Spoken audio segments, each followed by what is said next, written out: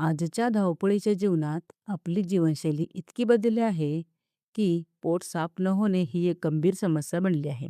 पण तुम्हाला माहिती आहे का, जर तुमचे पोट रोज व्यवस्थित साफ होत नसेल, तर ते शरीरातील अनेक गंभीर आजारांचे मूळ ठरू शकते. आजच्या या व्हिडिओमध्ये आपण पाहणार आहोत, की बद्धकोष्ठता किंवा कॉन्स्टिपेशन का होते, याची लक्षणे काय आहेत आणि सर्वात महत्त्वाचे म्हणजे औषधांशिवाय घरगुती उपायाने हे कायमचे कसे बरे करायचे. चला तर मग सुरू करूया. बद्धकोष्ठता म्हणजे काय? बद्धकोष्ठता, ज्याला आयुर्वेदात मलावष्टंभ म्हणतात, म्हणजे अशी स्थिती जिथे शौचास रोजच्या रोज किंवा व्यवस्थित होत नाही.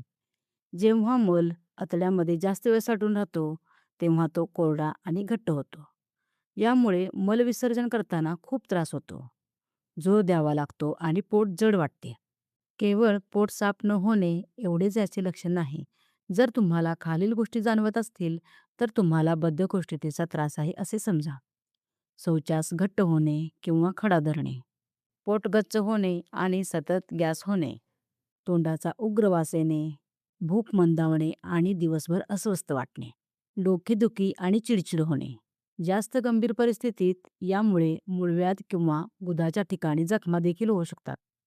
आता उपाय करण्यापूर्वी त्याची कारणे समजून घेणे गरजेचे आहे. पहिले कारण अयोग्य आहार, जसे की मैद्याचे पदार्थ, फास्ट फूड, जंक फूड आणि बेकरी प्रोडक्ट्स खाणे. यामध्ये फायबर अजिबात नसते, त्यामुळे आपले पचन बिघडते. दुसरे कारण पाणी कमी पिणे. जर तुम्ही दिवसभर पुरेशा प्रमाणात पाणी पित नसाल, तर मल कडक होतो. तिसरे कारण बैठी जीवनशैली. दिवसभर एकाच जागी बसून राहिल्याने आपल्या आतड्यांची हालचाल मंदावते. चौथे कारण वेळेवर न जेवणे. जेवणाच्या वेळा पाळल्या नाहीत तर पचनसंस्था गोंधळते. अनेक लोक पोट साफ होण्यासाठी लगेच गोळ्या किंवा चूर्ण घेतात. पण सावधान, वारंवार औषध घेतल्याने तुमच्या आतड्यांना त्यांची सवय लागते.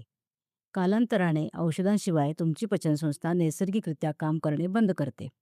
म्हणून औषधांपेक्षा नैसर्गिक उपायांवरच भर द्या. चला तर मग पाहूया 5 जबरदस्त प्रभावी घरगुती उपाय. उपाय नंबर 1, एरंडेल तेल. आयुर्वेदानुसार एरंडेल तेल हे उत्तम सारक आहे. रोज सकाळी उपाशीपोटी 1 चमचा एरंडेल तेल घेतल्यास नैसर्गिकरित्या पोट साफ होते. उपाय नंबर 2, कोमट पाणी आणि लिंबू. सकाळी उठल्यावर कोमट पाण्यात लिंबू पिळून प्या. यामुळे पचनसंस्था फ्लश होते. उपाय नंबर 3, त्रिफळा चूर्ण. हे सर्वात प्रसिद्ध आयुर्वेदिक औषध आहे.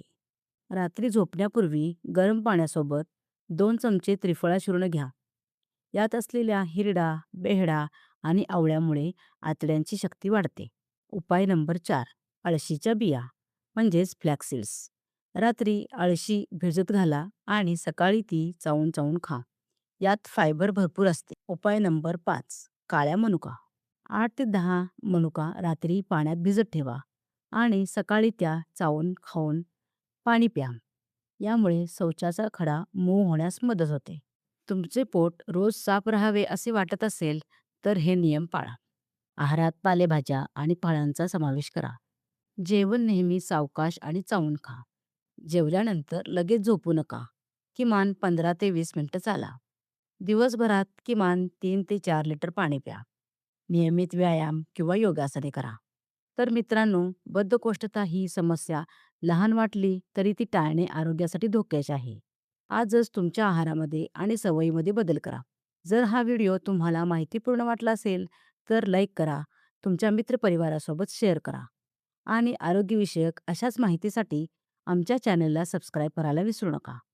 स्वस्थ रहा, आनंदी रहा. धन्यवाद.